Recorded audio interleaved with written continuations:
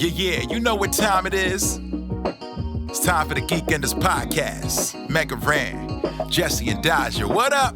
Let's go. Yo, it's the weekend. Yeah, it's time to geek out. Let it begin. Go on, stream and shout. It's Jesse and Dodger, so give them a follow and see what the Geekenders are all about. Yo, it's the weekend. Yeah, it's time to geek out. Let it begin. Go on, stream and shout. It's Jesse and Dodger, so give them a follow. #1 geek podcast, without a doubt. Yo, another end of another long week. Got a job and a kid, I know that you all beat. So take a second, grab a drink and vibe while we catch you up in just a matter of time. On gaming, comics, whatever you're doing. If you're nerdy like us, then you know you should tune in. Thank you for sharing our world with us. Now follow, subscribe, and turn this up. Yo, it's the weekend. Yeah, it's time to geek out. Let it begin. Go on, stream and shout. It's Jesse and Dodger, so give them a follow. #1 geek podcast, without a doubt.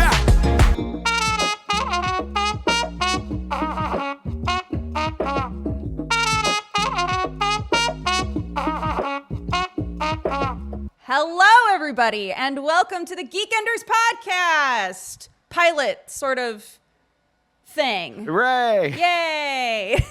Pilot sort of thing. You're selling it so well. Pilot sort of thing. I mean, if anybody's watching it, they will see a bunch of construction and warning tape in the background. True. Yes. I'm Dodger. We've got Jesse and Mr. Joseph Fudge. Would you guys like to say hi? Hello, Joe. Thanks for being on the show. You're a beta tester. Yeah. I'm a beta tester. Yeah, this is like game testing, but for a podcast. It's the first. Yeah.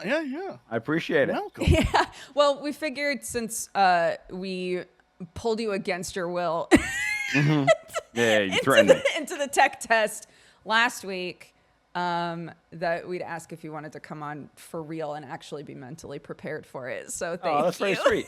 Thanks No, for that's all coming good. on, bud. I will admit, I didn't see the intro. I was watching you two just silently watch the intro because I didn't know how to make it work, which was almost a great intro itself. OBS is really fun and weird in that, sometimes you just like can't hear the media file that you're playing. So I've heard the song before. I did not hear it that time though, because it was playing inside of OBS, so I couldn't hear the music. Potentially Jesse was the only one. Yeah. Oh, I heard it. The thing that the feedback we got was, Jesse, that's a muted trumpet, not a saxophone. So, Jules, we got to fix that. Yeah, Jules, I can't believe this.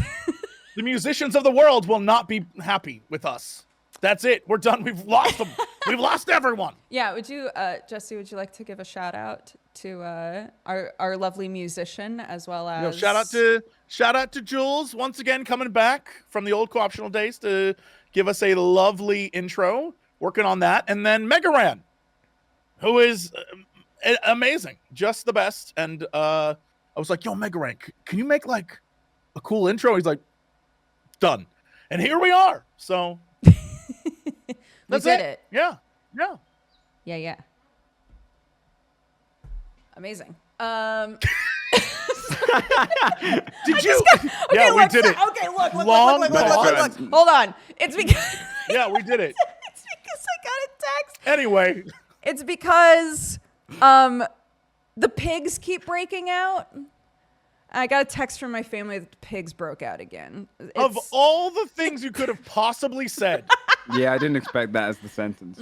Of all the pigs broke. The pigs broke out sounds like the beginning of a rap, like a great R&B song. The mystery of the farm pigs broke out. currently cannot figure out how they're breaking out. Pigs are very smart, right? We're walking around the entire perimeter, cannot figure out how the pigs are getting out. Today, when I took a break from stream before, went downstairs and was like, I see the geese, but I don't see the pigs, which is a bad sign. And what is your life? Wait, so the geese are still inside, or did they all break out together? The geese were in the pen. They were just fine. The pigs somehow every single day, at least once a day, are just appearing somewhere that they're not supposed to be. And fortunately, I'm totally down to just feed them to get them to come back in. So now when they see me, they start oinking a bunch and they chase me. Perfect. So what do you mean they chase you? You might be teaching them though to break to out break because out they so that know they it'll get fed. Yeah, I'm aware, but I'm streaming, dude. That's better. What am I supposed to do? That's You know, That's fair enough. Yeah.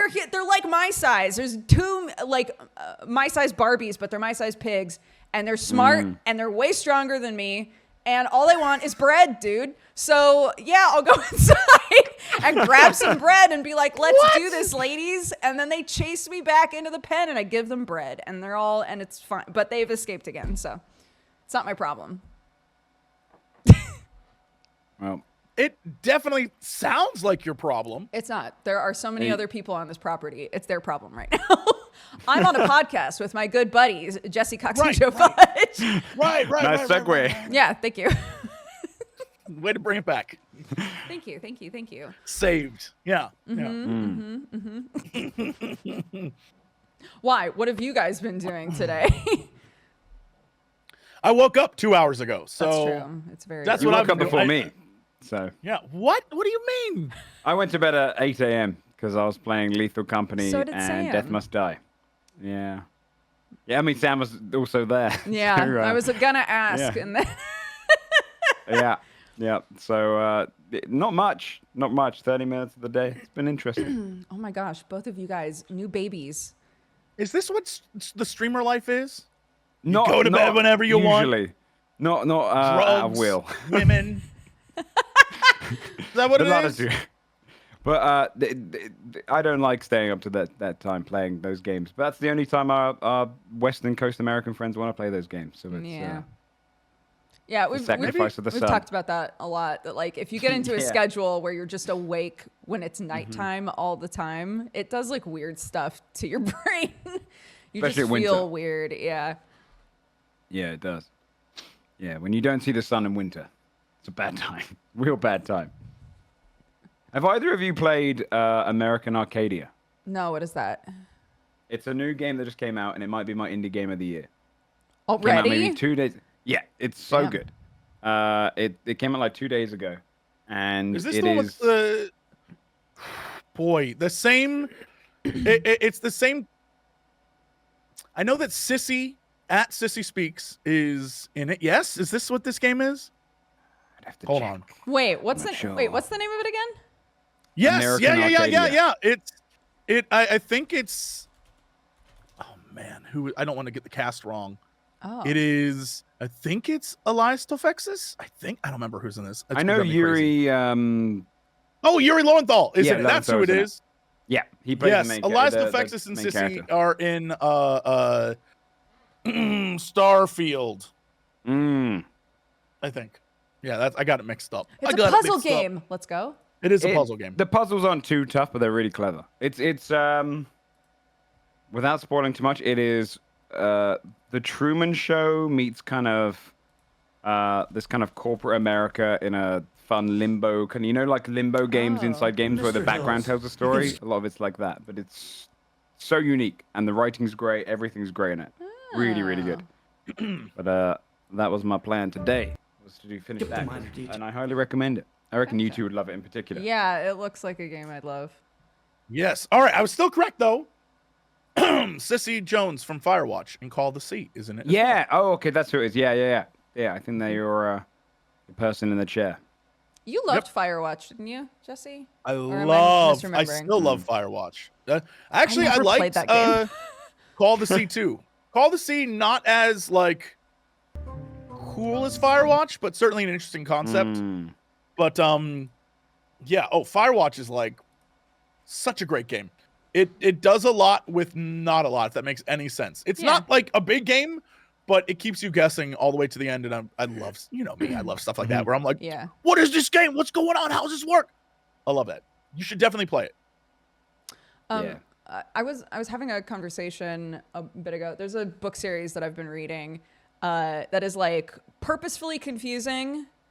And we were talking about like the difference between things that are purposefully confusing, but you're still engaged the whole time versus things that are purposefully confusing. And like, if it's a book, like 50 pages in or whatever, you're like, I'm about to riot. Like, what is going on? Right? Like, not in a good way. What's going on?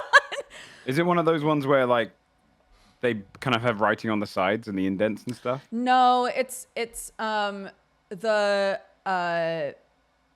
how would you sorry, I'm not like a literature person really, but like the voice, like it's third person and then first person, and then like it swaps around, and it at a certain point in the book it becomes clear why it's doing that.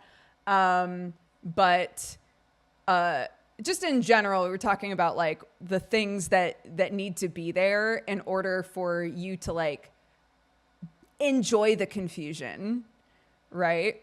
That must be such a difficult line to tread in a game, in a book, in a movie, whatever. Like, how do you not lose people because you're too confusing? You know, how do you give them enough that they're like, all right, I'm invested. I want to know the answer. You know? Yeah, that's fair. I am talking about Harrow, chat. Harrow? What's it called? Harrow the Ninth. It's part of a series called the Locked Tomb series. The first book I loved. 1 through 8 were great. Gideon the Ninth is fantastic.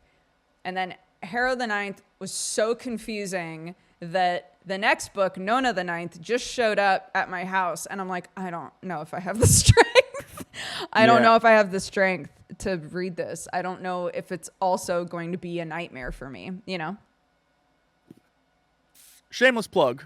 Yeah. For sure. another one of the 12 podcasts I'm on. Yep. We're doing a Star Wars like old canon book club where we read through all the old books. And we're currently going through the Han Solo adventures. And the first book was so much fun, just like a real treat. And then the second book in the trilogy is like it's the most frustrating thing in the world. Imagine someone wrote a book that's 187 pages, but a third of those pages are highly descriptive to the point where it's like you don't have a story here. The second story is called Han Solo's Revenge. Yet the revenge aspect, like literally in the beginning, in chapter 2, he's like, "Oh no, we took a job from slavers." Han helps kill all the slavers. That's chapter 2. So what's your revenge, Han? There's no revenge. The rest of the time is like he kills the bad guys, saves the slaves, and then he's like, "Those guys owe me 10,000 credits." So his revenge is getting paid for a job he didn't do. It makes no sense. That's and really half the strange. book is it about his emotional journey? No, that's by he chapter just 2. wants 10,000 credits. That's it. Okay, He sorry goes about around that. trying to get his credit. I was trying. Truly insane. It makes no sense. I was like, guys, I think I hate this book. And everyone else was like, I loved it. It was great. Han Solo's Han Solo. It's like Chewbacca literally kills a pterodactyl and then reassembles the pterodactyl into a glider. He mutilates the pterodactyl and then puts it's one of the craziest things I've ever read. You Yes. should have kept that bit canon. He kills a pterodactyl, Yeah. rips it apart, Yeah. and then reassembles it as a hang glider and then flies. It's crazy. Can I ask you, as somebody that has always been like a big Star Wars person, You know? was there a lot of pushback when all of the stuff? Because I had friends who were really, really, really, really, really into the books when we were younger. Was there a lot of pushback when they had to just be like, and none of that's canonical?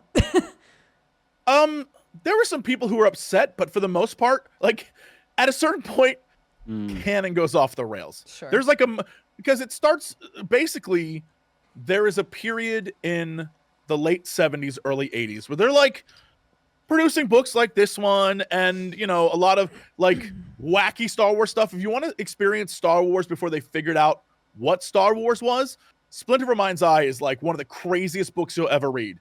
It is insane. It's like someone trying to envision what Star Wars will become rather than what it is, and it's a ride.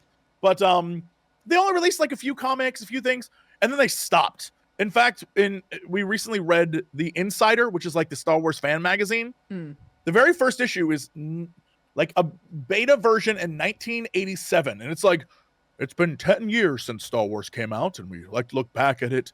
And literally there's things in it where it's like, you can't find Star Wars toys anymore, but if you're looking for Star Wars toys, try the Goodwill. So they stopped caring. It was like the series was done and it was over.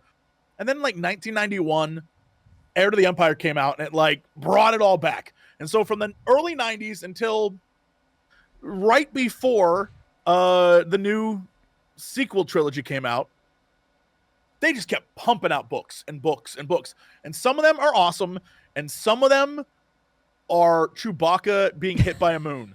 Like, I just remember that bit. Yeah, the craziest things.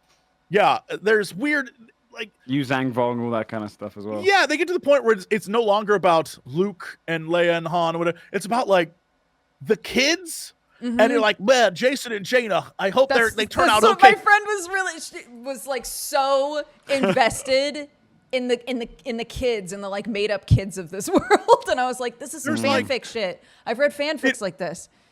It is that there's like bird people and weird aliens from like outside the game. It like gets crazy, and so I think a lot of people were hoping that Lucas and Disney, that would get together and be like, okay, we're restarting it, and we'll start from Heir to the Empire and we'll do some new stuff. No, they were like, okay, so the first movie we're just gonna retell the New Hope, and in the second movie we're just gonna like do whatever we want. In the third movie we're gonna do 2 movies in 1 movie, and after no one's talked about any of this. Like no one sat down and made a trilogy. Yeah, it's atrocious. Anyway. Is there anything from modern Star Wars you like now?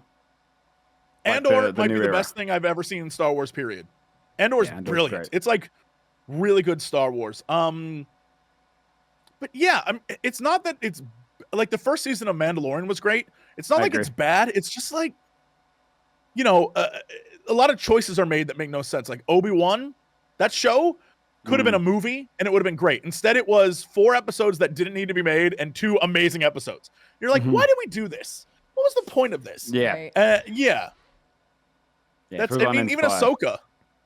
Was like, here's a bunch of stuff you will love to see. And I was like, oh, I do like the way this looks. But nothing happened. I dare anyone to tell me what happened in that show, because nothing occurred. And you're like, well, Filoni gave me some cool looking stuff, but nothing happened. It wasn't. It was like, okay. It feels like there's so much Star Wars stuff. Star Trek is starting to feel the same way, where it feels like it's really difficult for me to watch or keep up with all of the Star Trek stuff, you know? Yeah. You can be overloaded. It can be overwhelming to just have so much media. Marvel's the same way. I'm so glad that a bunch of their movies flopped, because they're like, we really should stop putting out a bunch of movies. It's like, yes, 3, 4 a year is too much, y'all. The bloat 1 a year was fine. Insane. Like, I don't know how they expect. I don't know. Is the idea that if they put out a bunch of stuff, then there will be something out there for everyone? Or no. Or what? Like, I think it's just because they think they're untouchable. So they had this kind of huge that's a lot of money to waste, though. Well, they don't think it's a waste until this kind of last year and a half. Because before that, people were so invested, feel like they can't, had that massive amount of FOMO, had to watch everything. Then they realized how bad some of it was and how kind of convoluted it gets, and you can't really introduce new people to it. And this year, it's kind of completely flopped off. Yeah. Mm-hmm. But Loki single-handedly carrying the franchise on his back. Yeah, Loki was great. I haven't watched season 2. I heard it's really good, though. It's very good. Yeah. I was really iffy about the end of season 1, so I'm really curious how season 2 is. No spoils, but yes. No. I won't say nothing. It's hard. How would I even say anything? I'm not talking to you. Don't worry. I'm not talking. Oh, okay. I'm talking to right, them. right. Don't say nothing. Yeah. Don't say nothing. You monsters. I honestly, I think it's the same.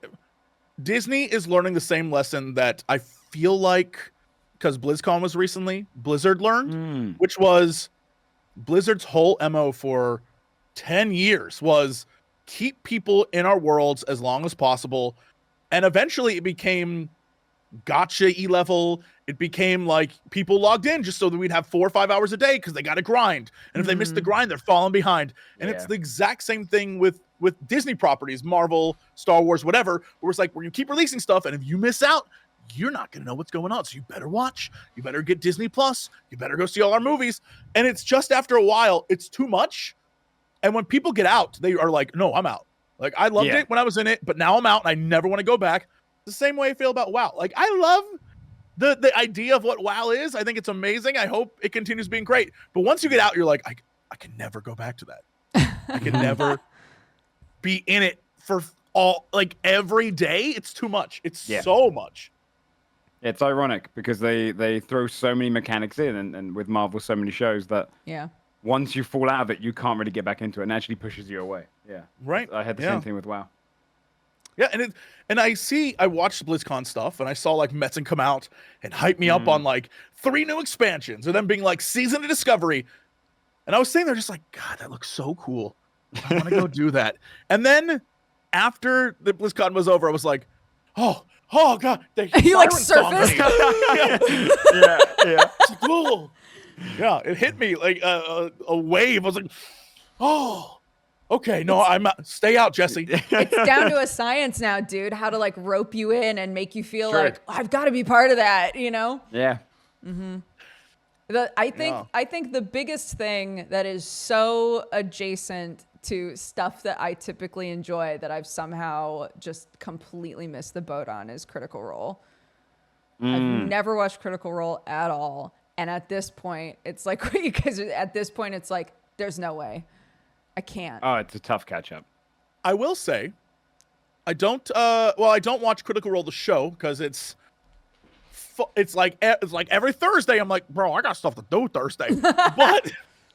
but I will say, if you're into the old Amazon Prime, the animated show, I was like, all right, show was it's really great. fun. Yeah, Super I liked good. it a lot. Actually, loved it. Yeah, it was great. Yeah, so it's super good. I started watching Critical Role probably late into their first campaign, and I try to keep up. And I fell behind of this campaign. I think when I got to like episode 5, and then stopped watching, cut it off for like a few weeks, and then they suddenly got to episode like 30. I binged it for weeks, hit episode 30, and the last thing I wanted to do was watch the next one because I was like, okay, I need a break again. And now they're again 20 further ahead. It's so hard to keep up with. Yeah. But I think that's D&D in general, though, right? It's so like you have to have a certain disposition for it. To pitch a thing that I'm on and that Joe runs. When we were doing Godforge, Joe was really good about every like 20 episodes or so being like, here's what happened in the last 20 episodes.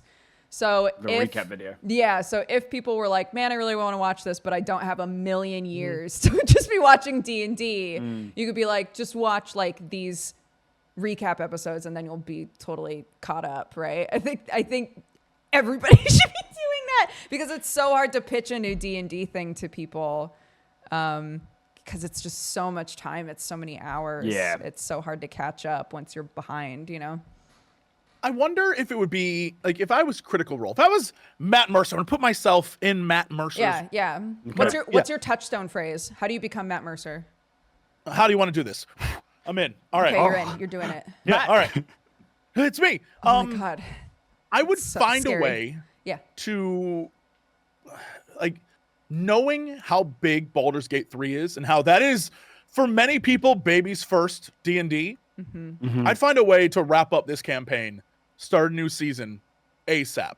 Because now there are people who want to watch more and experience more and see what it's like at sort of like a higher, more professional level. This would be the time to do it. Because like 2024, we're starting with a new campaign. Get in. You know how it works now. You've experienced it yourself. I'd even, try to like, oh yeah, one of our characters, sexy vampire. You know what I mean? Like one of our characters, like, kind of like an emo mommy, just like all the things. I'd try my hardest to get as many new people in as possible. Because I feel like a lot of people want to join in that world now. And like you guys are saying, they're so far into a campaign, you'd be incredibly lost. Unless, like me, for some reason your feed is filled with fan art. Not just normal fan art, horny fan art. The horniest fan art. That's the FOMO. It's for Critical Role and things like it. I honestly think the FOMO doesn't come from inside the house. It comes from the people outside of the house screaming, "Let me in!" That's true. The fan artists truly are the ones that make you go, "Am I missing something? Like, what is going on in there?"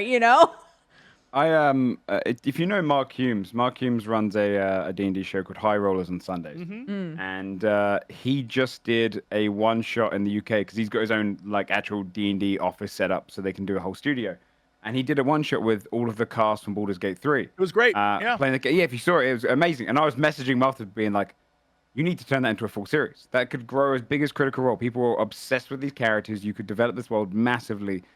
dive into that. And I don't know if he's in the talks or anything like that. He hasn't told me anything, but that I feel like Baldur's Gate really revitalized, or actually not even revitalized. It brought so many new people in and showed them kind of what the main aspect, the core of D&D is, which is the kind of the companions and the friendship, which is fun. I cannot stress the amount of people I know who are like sports gamers who got into Baldur's Gate 3 because someone said you should check it out because of the tactical side of it. Yeah. And then they fell in love with the things you were talking about, Joe, which was like, yo, I think I'm in love with Karlach, bro.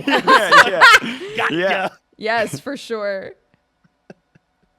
Oh my gosh. Yeah. Most of the people that I know that are playing Baldur's Gate 3, all of the updates that I get are like, so I'm in a relationship with Astarion and I'm trying to see if Will is going to be okay with like a poly thing.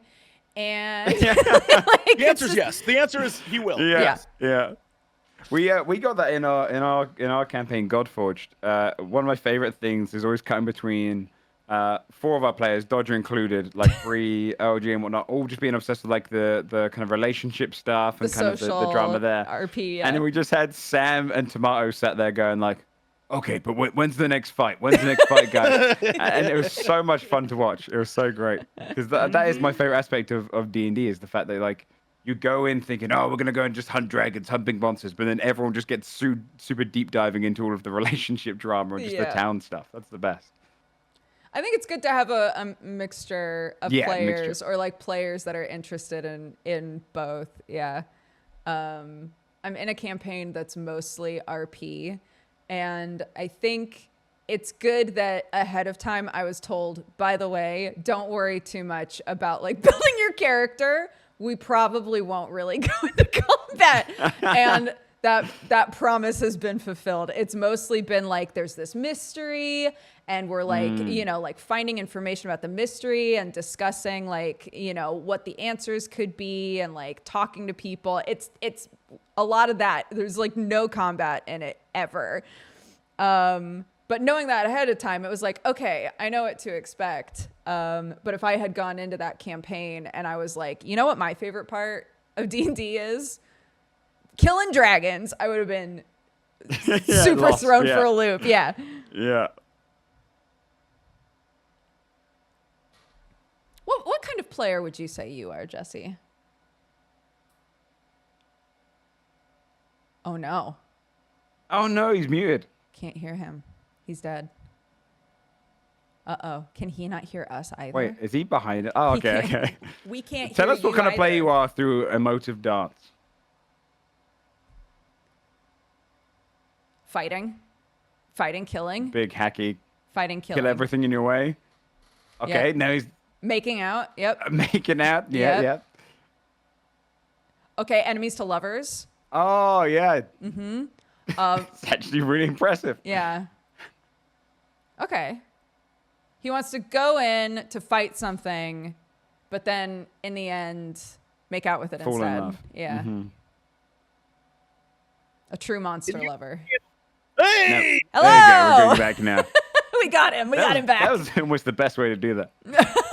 Know that while you were having your conversations, Yes. on my end, you both faded into oblivion, like that weird Discord, like, and I just sat there, hoping it would come back on, and I was like, "Ooh, eventually Dodger's gonna ask me something." So I turn on your stream, because I was like, maybe the stream went down, maybe it's just Dodger sucks. No, you're having a great conversation. You're talking, and then you go, Jesse, what are you? I'm like, oh God, no. Oh no, sweats. So I did all of that watching your angle of what was going on, unable to hear anything. And honestly, That was impressive. I killed it. Yeah, you really did good. Yeah, I agree with Joe. I'm glad that that's how we had to do that. The turn of events. I'm so sorry to the audio listeners. You missed out on a good bit. But I think I translated pretty well. So you didn't miss out on the core vibe and context. You know? Right. Yeah. Yep. Anyway, what was the point of all that? What was the point of all that? Joe, because we were talking about how there are different types of players, and some players are like combat, and some players are like, I just want to make out with people. And so I was like, what type of player are you? And you want to make out with I'm a chaos monsters. agent. Yeah. I will always try to spice it up. Joe I'll figure out where. Joe called you naughty at the end of last Deadbeats. No spoilers for why, but Joe called Jesse a naughty player, which I thought was very funny. It's true. But I also will, like, I know when to shut up and not, like, I don't want to be the center of attention. I want to be like, poke, poke, and then back away and see what happens. Because I think that's much more fun for me to, like, when I played as Cheezel, it was like, okay, I'm going to, like, poke the bear a little bit and then back away and see what everyone else does. When, like, one of my favorite campaigns, which was years ago, I was like, day one, message the DM like, hey, I'm going to betray everyone when this is done. Just a heads up. He was like, okay. And the whole thing was setting up for the moment where I was like, you fools. You know what I mean? So I will always, but I'll never do the same thing twice. I never want to. I'm always like, sense. Yeah. Because, you know, I don't want to M. Night Shyamalan my way through D&D. And every time, like this time with what we're doing, I was like, all right, well, being an asshole, my party doesn't like me. So I'm going to be really nice to them until the moment I don't have to be nice to them anymore. And I'm like, now to wait. Yeah. Cracks knuckles. Yeah. Again, without any spoilers. The reason I was like, no, Jesse, wait, because I knew that Brett had kind of like a main focus for the next few episodes. And I was like, if you keep going that direction, we're not going to see Jesse for weeks. We're not going to see Jesse for a while. Yeah. And you're like, you doubled down. You're to like, be fair, Brett gave him a heads up. If you leave, then he's doing a great job. I just was like, no, my character would 100% do this. Like, he's so close. He's so close. Here's a pot. Would you like to stir it? Good job. You're stirring it very well. I mean, truthfully, the thing that I love is that as an inquisitive rogue, my character only gets more broken over time. Like having played this class before, he'll get more and more strong. So the idea of being like a stone cold killer who just like enjoy your dungeon. You know what I mean? Like, that's so mean. And I'm like, I'm doing it. I'm so doing that. Yeah. Yeah. Yeah. Chaos, baby. This is my first time playing a paladin. And my first time playing a bard in Joe's campaign. So I'm flopping around a little bit. Trying to learn how to play both of those classes. The charisma era. Yeah. Have you like multi-classed much? I multi-classed in Godforged, but I don't think it counts really, because I didn't use it that much. Like I'm obsessed. Dabbled. Class. I'm obsessed with, like, when we did Brett's campaign for Goblins of Io, we eventually multi-classed. Yes, he made us multi-class. Once we hit level 10 and something, we had to choose a different thing, right? I was like goofing and having fun. For some reason, Baldur's Gate is like all right, let's test it out kind of thing. Where I went online and I got a mod that just lets me, I was like, yeah, I'm starting the game. I'm level 12. Let's see what I can do. Just to see what the combos I can make. I'm obsessed with finding the most ridiculous broken things I can, but also things that I'm like, what would a battle mage be like? How do I make that work? Things like, how do I get like a death knight? So is that like, all right, so I'm gonna be a fighter, but I'm also gonna like have some sort of wizard with like lich power, and it's really fun to sort of mix and match. And because you're level 12, you can just futz around with the whole thing. It's pretty fun. I like it a lot. I don't know a damn thing about it, but I like it a lot. About multiclassing in general. Yeah, in general, I think it adds another layer to what you're doing. I saw one guy, he had like I think it's a video where he's like, can you be every class? And it's so funny because he like multi-classes and he's like, all right, so I kind of sucked, but like I got a little bit of everything. And I'm like, why would you do that? And so I'm sitting there watching it. It's fascinating stuff. I think it's like the next level of D&D that I simply cannot, my brain work that good. Yeah, it's one of the only issues I have with multi-classing is that the way you did it exactly is like the fun part because you're immediately getting to the point where you want to get to. Whereas when you multi-class normally, because you go like, say you go 3 levels into Warlock and then you start building Paladin. Where we're at right now in our campaign, everyone's just got their ability score modifier. But Sam is a didn't. level behind, so he has to wait for another level. So you're always kind of playing catch up with your secondary class, and that can kind of sometimes feel bad because there's these big boost moments in D&D, usually 4, 5, and then later on like 8, and you're always kind of one step behind them. So I almost wish they can come up with a fun way to multi-class that almost comes adjacent, or at some point doing like a hero class system. I know like WoW used to talk about that a lot. This idea that, when you hit top level in Warlock, you'll suddenly become a Lich. That kind of idea of like hero classing, where you can always take another class and then put it onto your one and build from there. But it's the only issue I have with multi-classing is you always feel a little bit like you're playing catch up for like a specific build. If you come into a campaign at level 15 straight up or like level 10 plus, then it's great. It's super fun. Yeah. And I had to have that epiphany where I was like, yeah, I want to try multi-classing. And then you'd be like, I'm 12 hours into this and I'm still the first. Can I cheat this? And then I went online and was like, are there mods? And it's like, yes, there are. And I was like, perfect. Fantastic. Yeah. Mm-hmm. I've spent so little time with Baldur's Gate. I really need to sit just down sit and dive with in. it. Well, we've been talking about getting a Steam Deck finally. I think that would be good, because then I could just like sit in front of the TV on the couch and just play it, Mm-hmm. It's I don't know if it would play the same way as the PlayStation version, but I played a little bit of the PlayStation version and it's fine. Some of the mechanics are a little different in, like, how if you're using a mouse and keyboard you can click individual things. Trying to find individual things on your PlayStation controller is rough, but they have a thing where if you press one of the R buttons, it might even be like one of the joys. I don't know. You press one of the buttons and it does like a little circle around you, and then everything in that circle pops up on your screen. You can go through each of them one by one, which is kind of fun. But it's a little different.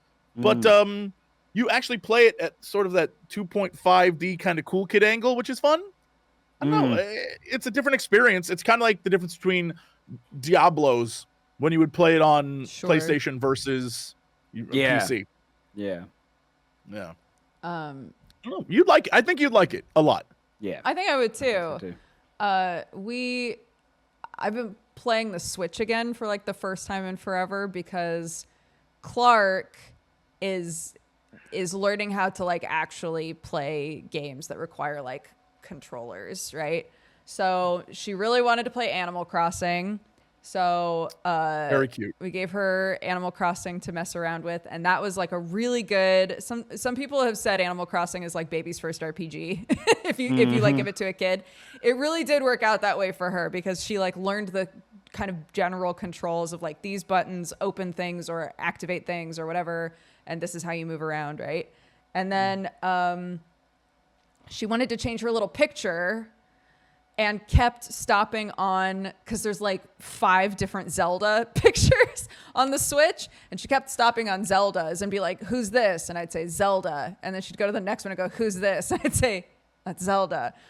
And so we opened up Breath of the Wild, and now she's obsessed with Breath of the Wild, and there's something so fun about like a little kid. She does not give a shit about the objectives in that game. She just wants to run around and pick stuff up and throw bombs and like, pick flowers and find cool monsters. And like, I keep being like, honey, we'll get the paraglider if we just go talk to the guy at the Temple of Time. All we got to do is go to the Temple of Time and talk to the guy. It took us a week, but we finally did all the shrines and we can go to the guy and get the paraglider. No. Do you think it's time to introduce her to Minecraft? It feels like that's We've played Minecraft ultimate... before. Oh, you did? She and I have played Minecraft before, yeah. What was the verdict? Was she like, I love it, or? She enjoys it, but it wasn't like she didn't want to be the one playing it. Really, she wanted me to play it. Whereas with this, it's like anytime I go, do you want me to do that? She's like, no, I'm going to figure it out, which is great. So she's like learning really fast. And if any of you have kids that are learning to read, video games like that have so much reading to do. And so she's like learning how to read while she's playing it. It's cool. It's fun. Because I didn't really play Breath of the Wild. It was a bit overwhelming for me. So it's fun to now be playing it with a child who's like, it's cool. It might take us a month to leave this intro area. And that's fine, you know? Yeah, it's about like when you're a kid, it's about the vibe and the feeling of what a game was. You won't remember a damn thing about the game, but you remember how it made you feel. Yeah. And I feel like this is one of those formative. Oh yeah, I played Breath of the Wild. Like, what was your favorite part? Oh, running around, killing guys, like cooking acorns. I loved cooking acorns. That was so fun. Yeah. I remember I went back on. I used like an emulator to go back on all the old SNES and N64 games a few years ago on stream, and I realized that as a kid, I don't think I got past the first level in the majority of the games I ever played, because I'd start messing around the first level, change game, and just keep doing that over and over. And so it was kind of like that childhood experience of just being terrible at games, and then I'm still terrible at games, but worse. And just kind of running around in that first level, finding tiny little things to be impressed by, because your little brain just doesn't need the kind of completionist attitude. Yeah. Especially older Nintendo. So for me, I didn't own a Nintendo, but all my friends did. I was the first one on the block with a Super Nintendo, but like nice. Nintendo, my parents were like, nah. But what I remember from playing those is not what the games were. I remember going over to my friend Charlie's house and watching him play Super Mario Brothers 3 and being like, whoa! I remember playing that Nintendo hockey game. Right? I don't remember playing the hockey, but I remember there was Fat Mario, Middle Mario, and Thin Mario. Nice. Yes. And if you kept the Fat Mario still too long, he'd fall through the ice. So you got to keep him. Like, I remember that stuff. But I couldn't tell you, like, man, I had a lot of great memories of scoring goals in that hockey game. Like, no. Yes. Yeah. It's the little things that I was like, oh, yeah, that was fun. Things like that. Like, knowing that the Ninja Turtles game sucked, but not knowing much. Like, I played it and was like, oh, this is trash. But when, 20 years later, Angry Video Game Nerd does a video on it, I'm like, oh, I remember that game. That was bad. Yeah. But I don't remember a damn thing about that game. I just remember that it was the hardest thing I ever played. And was like, I can't play this anymore. I'm taking it back to Blockbuster. Like, that's I had the same experience with Lion King, the game. If you ever played that was so Aladdin. terrible, honestly. Yes, all Aladdin the as Disney well. ones. Yeah, The lava level. Super Yeah. Star Wars. Yeah. Get out of town. That was, yeah. And it's not about the overall experience or like, I really became a master of, I'm telling you, in 20 years, you're going to have like a conversation where, remember when I was cooking acorns, Mom? Like that kind of stuff. Yeah, it's going to happen. Yeah. Mm-hmm. Yeah. I think one of my core like early video game memories is my brother and I playing Double Dragon 2. Keep in mind, my brother is 11 years older than me, and him just begging me like, Brooke, I really need you to make this jump, dude. I really need you to make this jump, okay? And I would go to jump and I'd die, and he'd be like, it's okay. It's okay. We'll get back over there. You'll make it next time. And we'd get all the way back. There was this specific jump that just sucked. And he'd be like, okay, it's fine. We got all the way back here. I need you to make this jump. Talking of jump, like early gaming memories, I learned my first swear word from my grandpa because of Turok 1. We were right at the beginning of the game. You have to jump and grab onto this kind of like whole like almost like branchy ledge. And he came into the room, and I've got two older brothers, one 4 years older, one 8 years older, and they're kind of playing it and they're taking turns, and I'm watching. And he's like, he comes in and they say, do you want to go? And he tries to do this jump a couple of times. Can I swear on your podcast? Sure. Yeah, and he just goes, he jumps, misses it a couple of times, and he just throws the controller to the ground, goes, fucking Turok, and just walks out of the room. And I was sat there as like 5 years old going, what does that mean? And I just went into school like the next day and told everyone that word. I'm going to test this out. Yeah. Yeah. I'm trying to think about early gaming experiences, and at the end of the day, it doesn't matter what it actually was. It's about the moment. Like, one of the first computer games I ever played was Das Boot, and it is a game where you're like a submarine captain, and you have to like look through the periscope. But if you were to go find footage of that game, it's like not beautiful looking. But as a kid, I was the submarine captain. I was like, there's ships out there, and I need to get them. Like I had that moment, and yeah, even thinking back to games that are just the games that I love. The reason why I love them isn't necessarily because, you know, it was a great game. Like I vividly remember there was a Super Nintendo game that was like it was the rocket launcher game. Like I think it came with the game, and you fought robots, giant mecha with your bazooka, and you blast those things. It was great. I don't remember anything about that game except the feeling of being like in the basement of my house after 9 p.m. because I'm up after 9 p.m. Blasting robots and thinking this is the greatest thing I've ever done. Yeah. It's all vibes, and that's really what it's about as a kid. It is all vibes. Yeah. I remember. Did you ever play? Oh God, I think it's called Harvest something. It was Rockstar's first open world game. Body Harvest. I'm gonna look it up. That's what it's called. Body Harvest. Body Harvest. If you look it up, it's Rockstar's first open world game. And I used to watch my brother Rockstar play. North for N64. Terrifying. It was like these like bugs invade the world, and I remember as a kid being like, "This is the most immersive game ever." I'm hiding behind like the couch whilst my brother's playing it, because it's just about bugs like invading Earth, and the music's terrifying. And then I remember recently looking it up and being like, "Wait, what was that game?" And it almost ruined the experience for me seeing what it looks like now, because I was like, that can't be it. And it's just this horribly pixelated like fog of war around you every 30 feet. It's terrible. But just your brain as a kid, you just the amount of rose tinted goggles, all kind of that kind of memory as a child was for sure. These games are so immersive. Do you guys have a thing where you thought to yourself, this literally happened to me today, which is why I'm bringing it up. Do you guys have a thing where you hadn't seen it in a really long time, and when you went to look at it, you were like, "Yeah, I still love that." Can you give an example? So somebody asked me, "What's a show that I really loved when I was a kid?" And I said that when I was little, like preschool age, I loved a show called Maya the Bee, and we went on a whole deep dive because apparently, I didn't realize this. This is a Japanese show called Maya the Bee that became huge in Europe. It like really took off in like Germany, Poland, right? And then came to Nickelodeon. Okay. So I was like, I think I remember what Maya the Bee looks like, but I'm not totally sure. And then I went to look it up, and they've apparently redone it. And I was like, this is not my Maya, right? Like, this is a CGI Maya the Bee. I don't like it. But I found what Maya the Bee looked like, and I was so charmed. I was like, I'm glad I loved this show. This is so cute.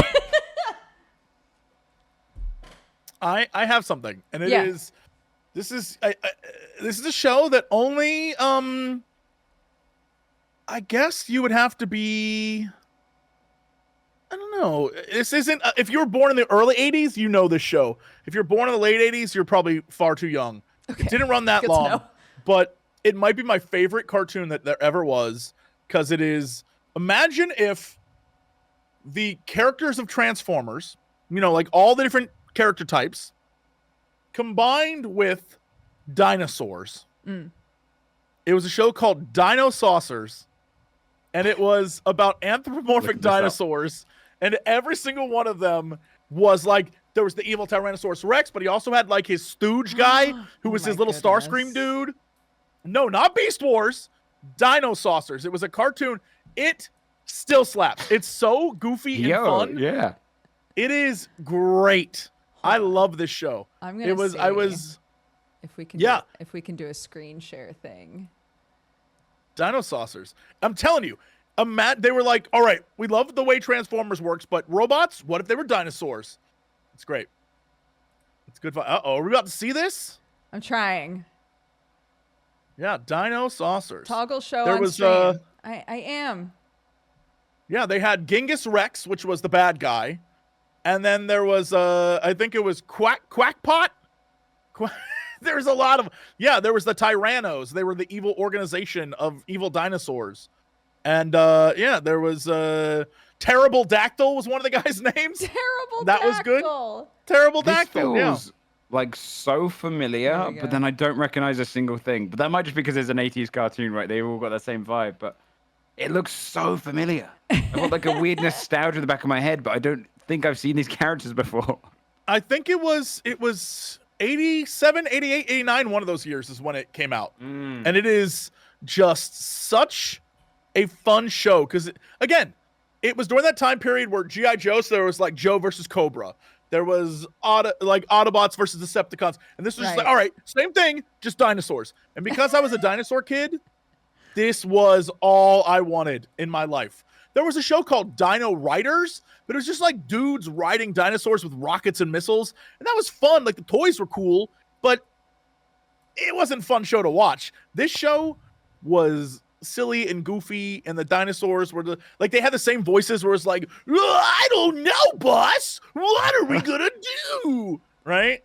And then for some reason, because again, it was that time period, everyone remembers that in Transformers, there was like the sexed up lady robot. You know what I mean? Sure. She was all the robots were like big chunky dudes, and there's one like, does that robot have boobs? What's going right? Same thing with Dino Saucers. There's a bunch of like big chunky dinosaurs, and then one that was kind of like a sexy bird lady. It was so I'm seeing weird. it now. Yeah. It's like the They would always do that. It's like the inverse of the Rainbow Bright type shows, where it's like they're all cute little girls, and then they're like, well, there have to be boys in this world, so there's a boy one too. But the funny part is that in both Dino Saucers and in Transformers, white and pink were the color palette. They were like, yeah, so if it's a lady, we're gonna like, make her look way different, and then white and pink. I'm not sure why that is, but it's roughly the same. I don't think there's much creativity in the world of Dino Saucers, but something about that show. Earlier, I was trying to put a blue filter on myself, and I wound up looking like a Smurf, okay? And someone asked, what would be your Smurf name? And there's a real bad track record for Smurf names, especially with the one girl Smurf being named Smurfette. So I don't really even know where I would begin with trying to create a Smurf name for myself. And maybe just at the time that all of these franchises were being made, they really just made a grab bag, for the names of some of these characters. I found a Smurf name generator online. Yes, here we go. Okay, what's mine? Nice. So I'm just gonna. All right. So I put my name in. Yes. And it says my name is Zippy Smurf. I don't know that I like that. Nice. Yep, yes. Okay. Do you want me to use your screen name or your real name? Use my real name. I want to know who I am inside. Okay. What? Your name is Strawberry Smurfette. That's terrible.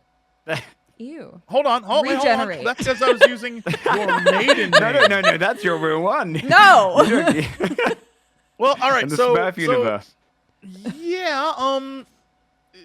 Let me see if I can change this. So I have to reset it.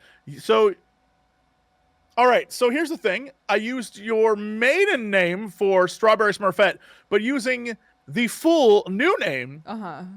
Fuzzy Smurf is your name. Yes, there we go. That's okay. a good one. Zippy Smurf, Fuzzy Smurf. What's Joe? All right, we got to get Joe in here. You are Rubber Duck Smurf is not a Smurf name. Yeah, that fits. But if you just use Joe, it's Hacker Smurf. Ooh. So that's Cool. Hacker Smurf is like Cool. yeah. Very cool. I'll stick to Rubber our Duck Smurf though, name. man. I like it's different. Rubber Duck Smurf truly stands out Yeah. as far as Smurf names go. Yeah, Zippy.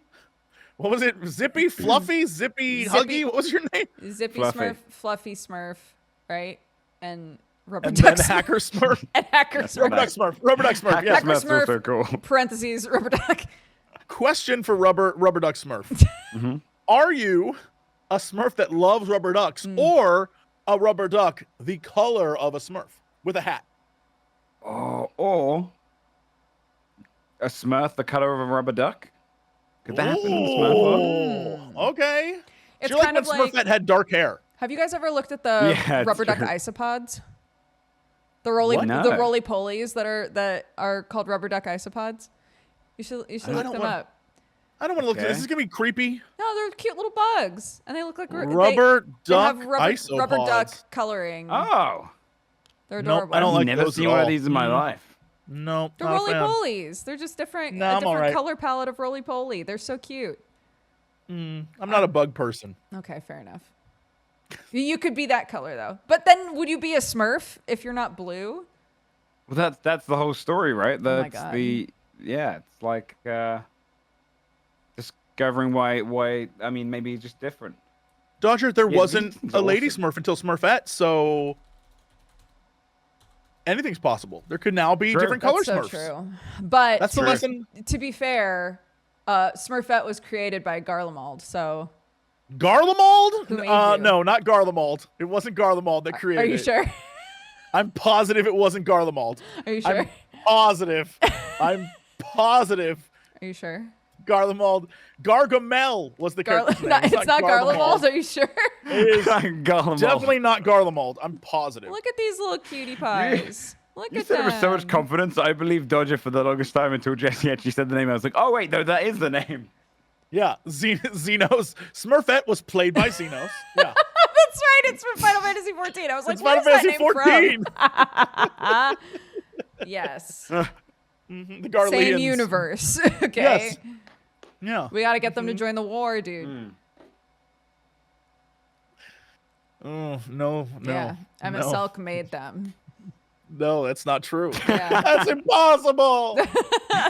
No. No. Hey, can I, speaking of, while we're on the topic of cartoons and, Yeah. and stuff, I had a question. I want to get your vibe on this because I almost might want to make a full video on this and it's driving me crazy. Okay. So earlier this week, it was teased. So you know how there's like pin people, right? People who just love pins and collecting pins Oh, and sure. getting Okay. pins. Okay. Yeah. What did you think? Hold on. What did you think I meant by pin people? I don't. People made out Yeah, You of looked at me pins. like, you were like, I'm sorry, what? People made out of pins. Yeah. This is what I was imagining. People So, who continue. collect pins. Yep.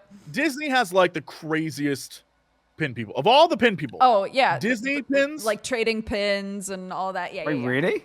Yeah. oh, it's out of control. It's the market for pins is crazy. And if you go to Disneyland or Disney World, there's certain stores where at certain times of day they'll come out with like a thing of pins that are collector pins, and you can trade with them. So you're like, oh, I brought my pins, and I have a couple rare ones that I have extras, and I'll trade you. And then they do like almost the stock market of pins. Like, well, actually, according to this thing here, it says that pin is worth about like 2 of these pins. It's insane. I've seen it happen. It's bonkers. And the pins, it's like such a big, really popular thing. Everyone loves them. I never got it, but I also don't like collecting things. Mhm.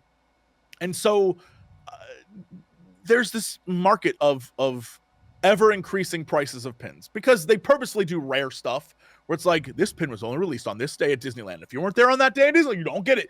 And so people do that trading. Well, turns out either Disney or some company associated with Disney or whatever was like, pins are pretty popular. What if we took that idea and turned it into NFTs? No. And oh yes. Oh yes. I don't know why I and didn't so think it this is- was going there. Oh, it is. And so they took not just Disney characters, literal Disney pins, and made an NFT version of it. And God. it makes no sense to me, but the craziest thing is that it's made by a company called Dapper Labs. And I think I can send this to you in the chat we have here. The Dapper Lab. Oh, no, hold on. That's Dodger's chat. Well, I just sent it to Dodger's chat and I got timed out. That's cool. I'll send it to you over here.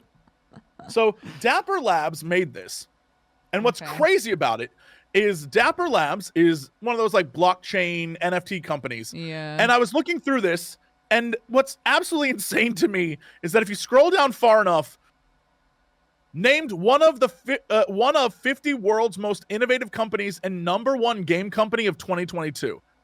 I'm gonna say I don't believe that. I don't believe that. I'm gonna say Yeah. that Fast Company magazine is wrong and that it's the Fast #1 Company. game. So I was like, all right, well, what kind of games did Dapper Labs make?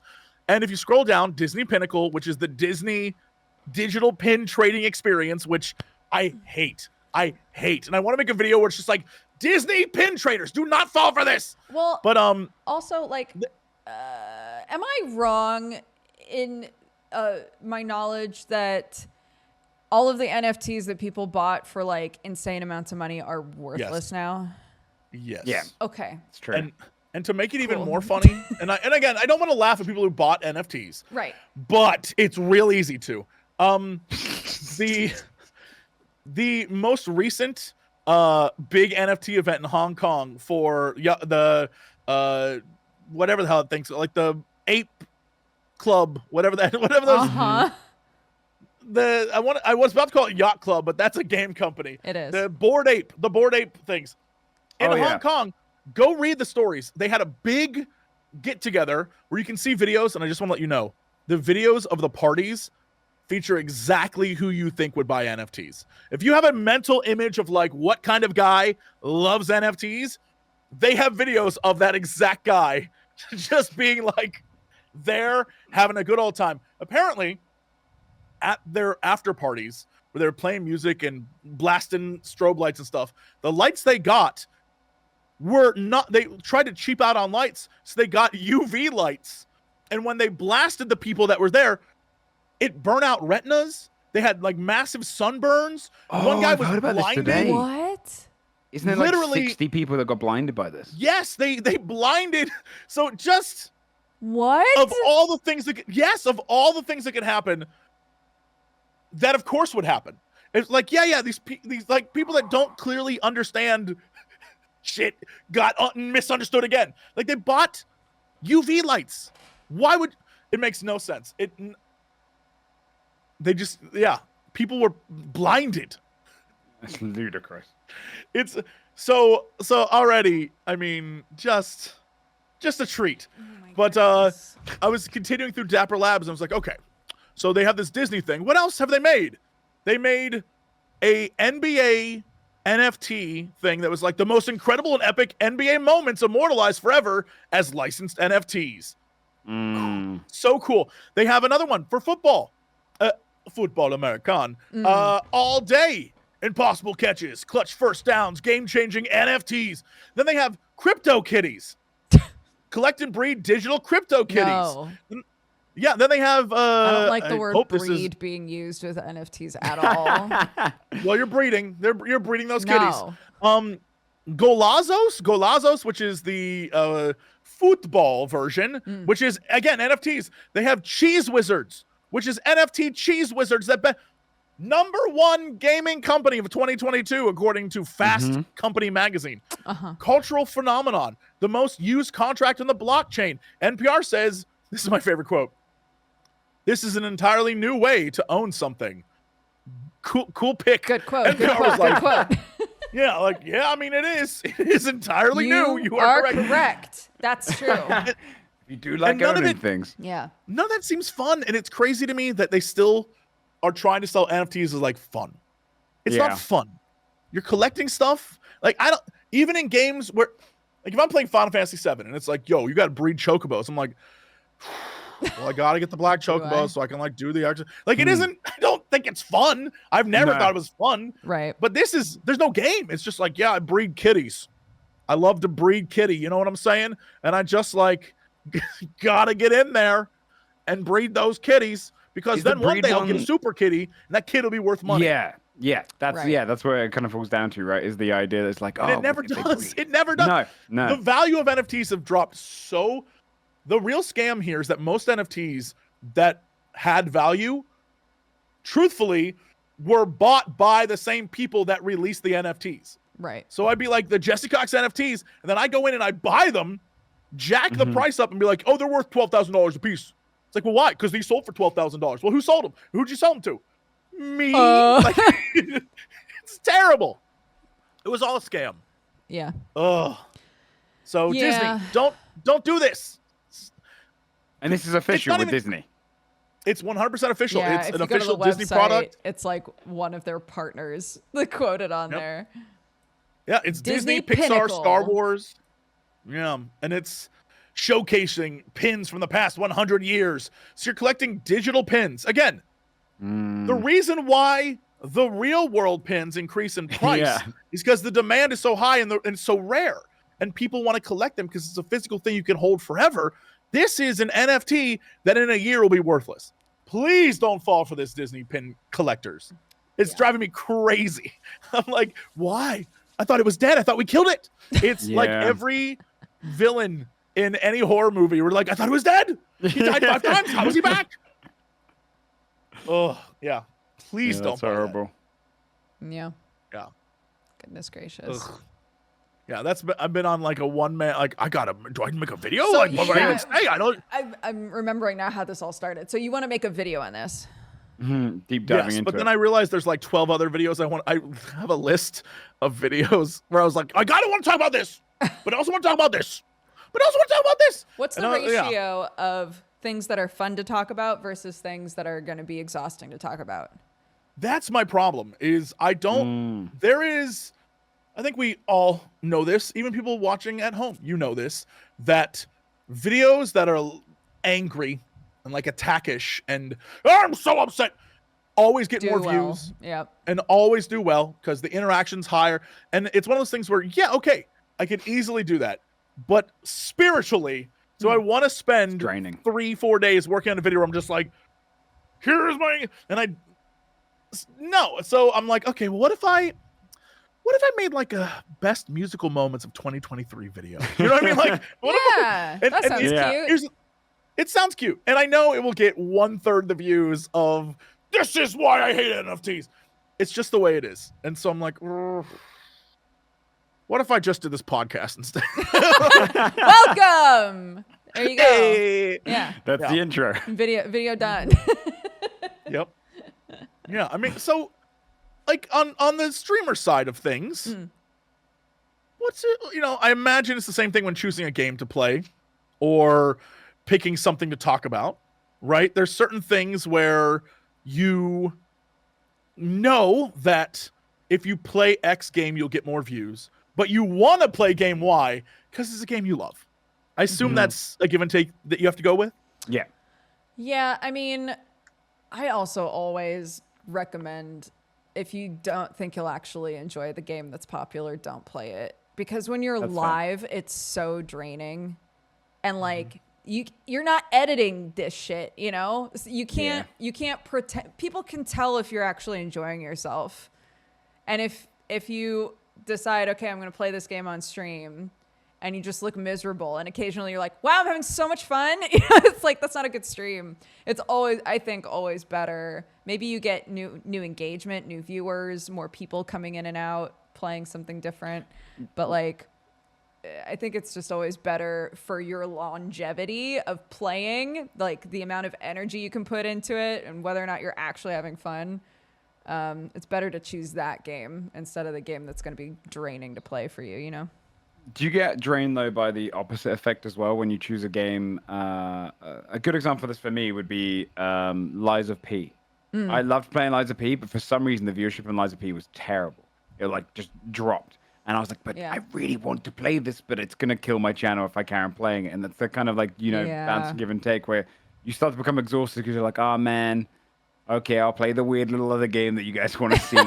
But, but then I want to play Lies of P afterwards. It's kind of, there's two ends of that spectrum, I think. But I agree. Yeah, playing something that you don't want to play just because it's popular.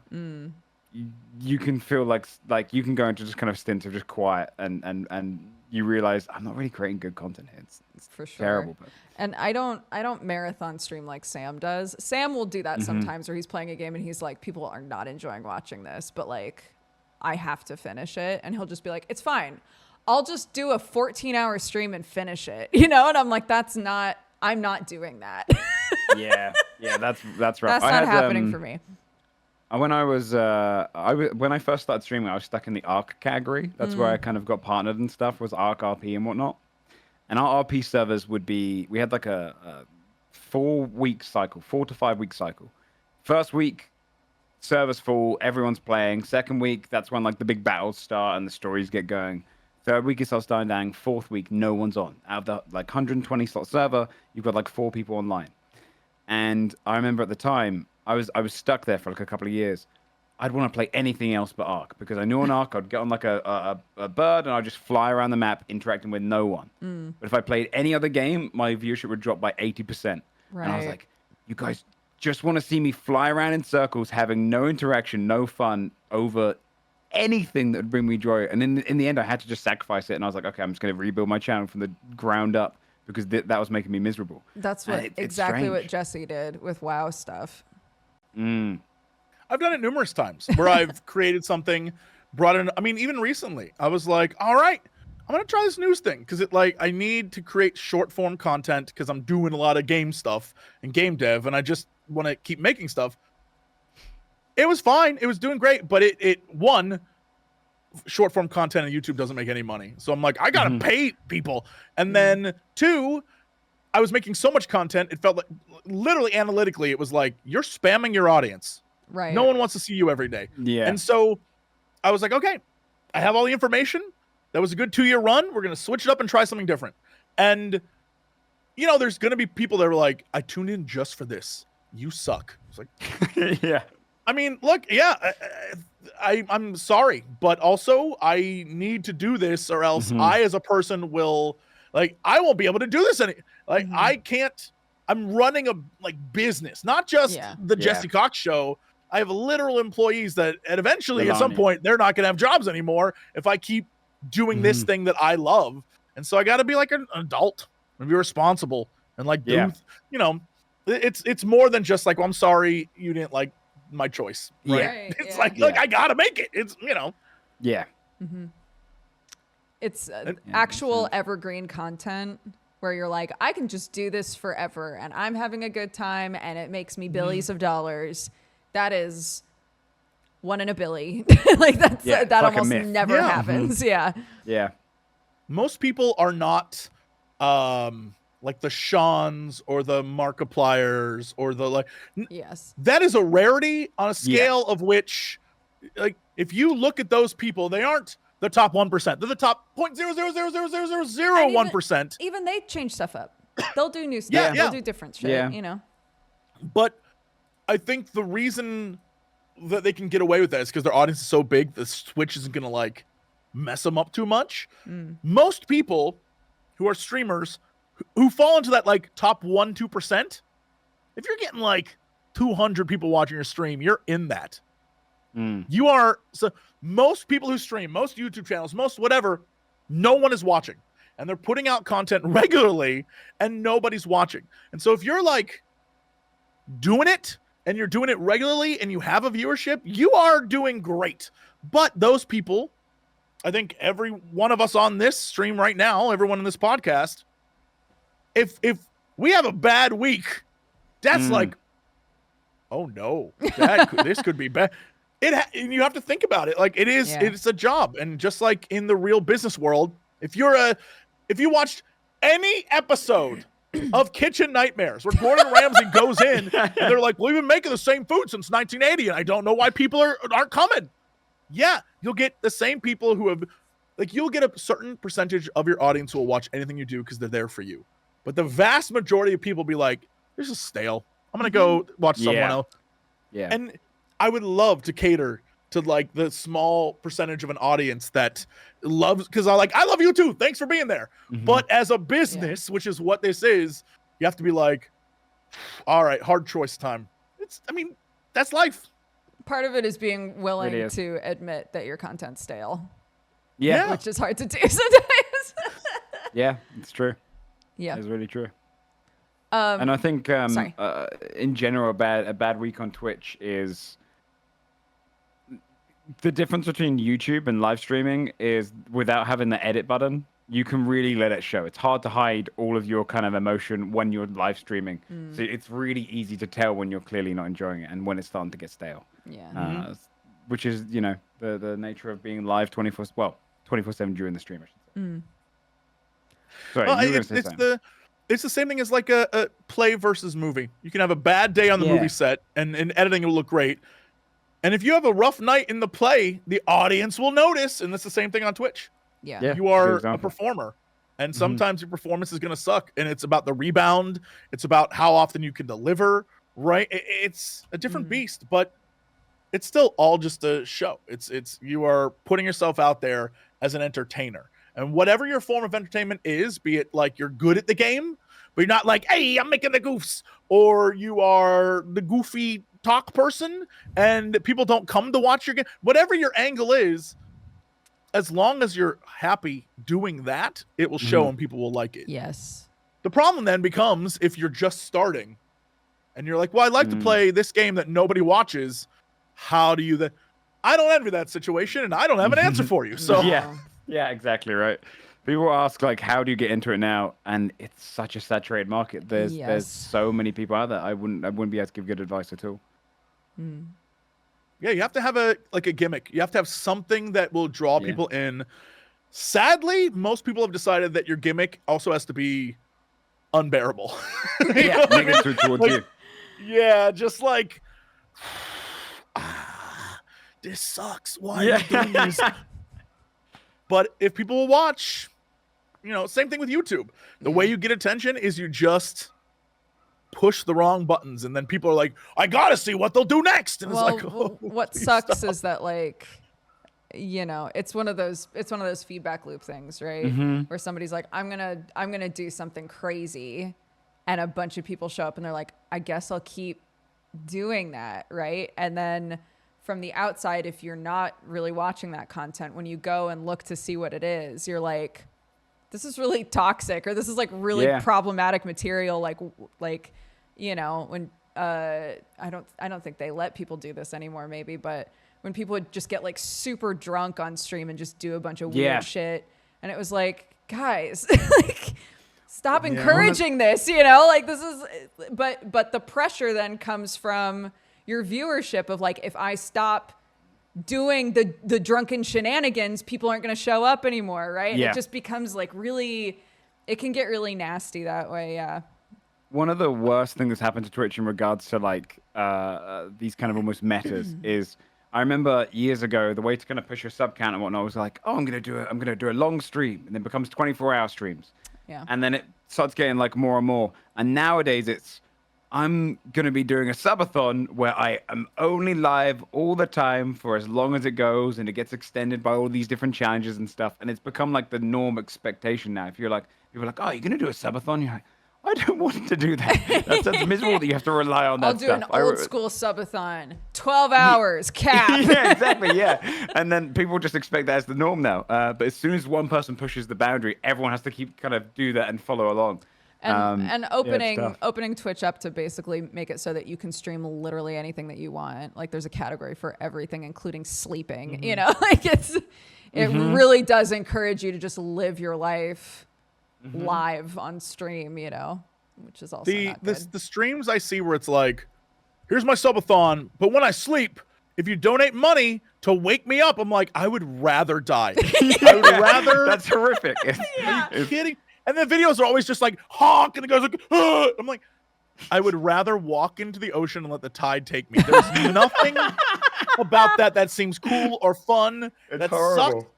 And then that kind of like attitude has merged onto TikTok, where TikTok now, I am obsessed with the rage bait TikToks, where someone had the idea, okay, today we're going to make a video where we're going to get my girlfriend to make a video of herself in the car where she's like, my ick with guys is when they drink with straws. And you're like, I drink with a straw. And it's like, this is evil genius level stuff. Like, people are going to comment because that's insane.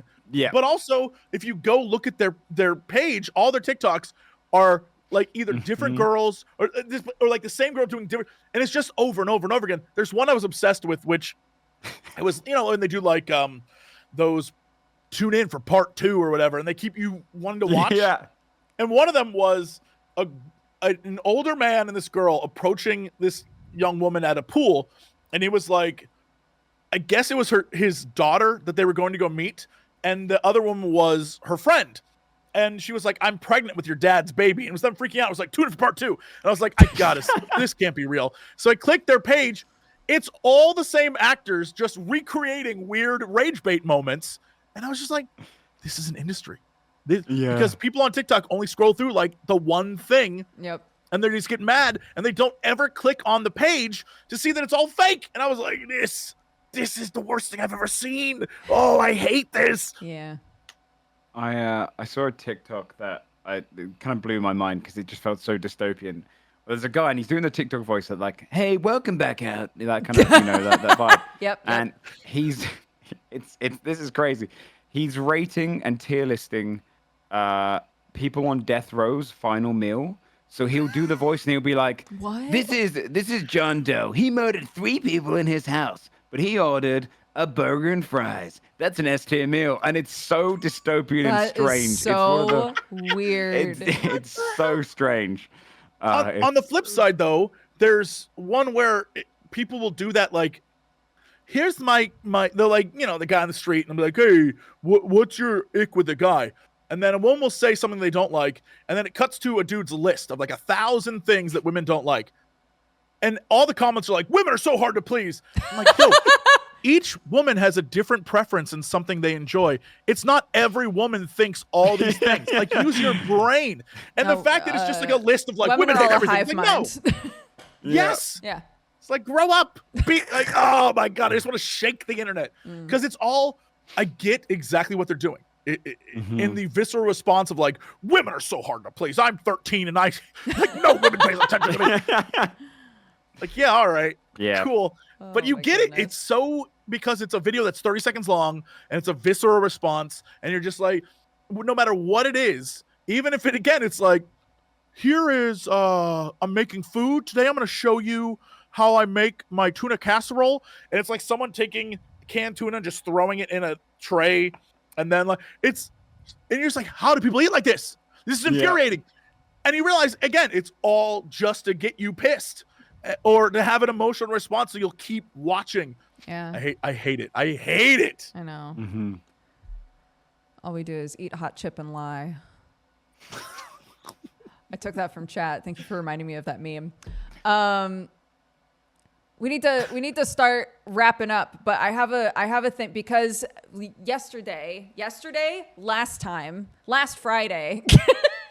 You okay? Yep. Josie and I started talking about TV shows, and we gave one another a show that we had to watch at least 5 episodes of. And we did not. We have not done it. But last time didn't count. Yeah, that last wasn't time even didn't count episode. because that it was wasn't like even fake. real. So, yeah. Joe, what is a show that you have watched that we should watch that you think we should give 5 episodes? Okay. I have a go-to answer for this always. Black Sails. Okay. Have you seen Black Sails? I haven't watched Black Sails. No. So I've heard it's great, the reason though. I say 5 episodes is necessary because the first few episodes are not great. They're okay. They're fine, but it takes them a little while to get into it. But the concept is it's Treasure Island told through actual history, if that makes sense. So you actually have like real pirates around, but then Captain Flint is real, his treasure's real, and John Silver's real. Yeah. And the show starts off a little cheesy. It's a little kind of like Stars, and then it just gets better. And it gets better. The story's compelling. The characters are great. The main person's played by Maggie Smith's son, who I've like seen in nothing else, and he's amazing. He plays Captain Flint. There's a character called Charles Vane, who has one of the coolest voices you've ever heard. He speaks like this, Charles Vane. He's got this really deep voice. Yeah. And it's such a compelling show, all about pirates. And like no one I speak to has watched it. And you watch it to the end, it's great. I love it. Black Sails is great. I just realized that Blackbeard is played by Ray Stevenson, Rip. Yes. Who was in Ahsoka and also Thor and about like, man. He's incredible. Yeah. Nice. I bet. All right, I'm in. I'll watch 5. Yeah. All yeah, right. Yeah, get into it. Yeah. Here we go. For sure, you'll enjoy So, it. everybody, 5 episodes of Bluey. 5 episodes. This is too much. Wait, that's yours. No. Too much. It's not, because Bluey episodes are 10 minutes long. 5 episodes of Bluey. By next week? Yes. 5 episodes of Ted Lasso. And Joe has brought us 5 episodes of Black Sails. I've seen Ted Lasso. It's amazing. I love Ted Lasso. Okay. It's great. Joe's Yeah. ahead of the show. curve here. I've never seen Bluey, but I imagine it's just as good as Ted Lasso. That's probably quick. They're 10 minutes each. Yeah, Bluey will be real fast. I love that that's your choice. It's because Well, that's fine. We don't have to talk about it. Yeah, no, yeah, I'll understand. I'm sure. Yeah. We've already set ourselves up. The problem is that it's gonna be like 5 episodes from now. It's like, okay, gotta watch 5 episodes of Black Sails, 5 episodes of Bluey, 5 episodes of Ted Lasso, 5 episodes of season 1 of Lost, 5 episodes of Star Trek.